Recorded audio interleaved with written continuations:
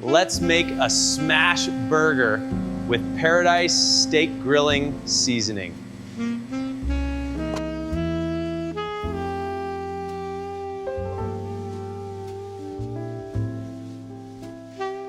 Time for the spice. Woo! And give it a good smash. Look at that crust. Now look at that crust. That's the lace. Perfect. Oh yeah. Season it again.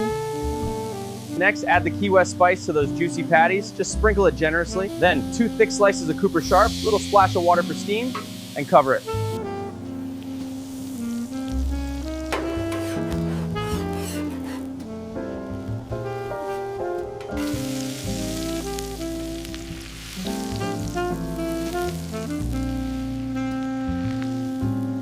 You've seen what we can do with it, so for more recipes and inspiration, visit us at keywestspice.com.